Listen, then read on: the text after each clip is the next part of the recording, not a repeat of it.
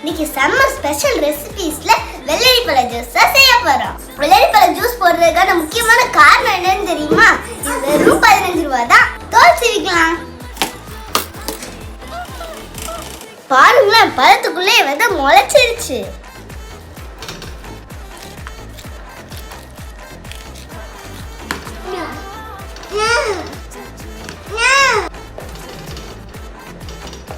இனிப்புக்கு சீனி சேர்த்துக்கலாம், மண்பானை தண்ணி சேர்த்துக்கலாம், சஜ்ஜாத கொஞ்சம் ஊத்திக்கலாம். அடிக்கிற வெயிலுக்கு குளு குளுன்னு வெள்ளரி பழ ஜூஸ். வெள்ளரி பழம் விலை கம்மின்னு மட்டும் நான் வாங்கல, இந்த வெயிலுக்கு ரொம்ப ரொம்ப குளிர்ச்சியானது, அதனால தான் வாங்கியிருந்தேன். சம்மர் ஸ்பெஷல் ரெசிபீஸ்ல உங்களுக்கு ஏதாவது தெரிஞ்சிச்சுன்னா அதை கமெண்ட்ல போடுங்க, நாங்க அதை செஞ்சோம்.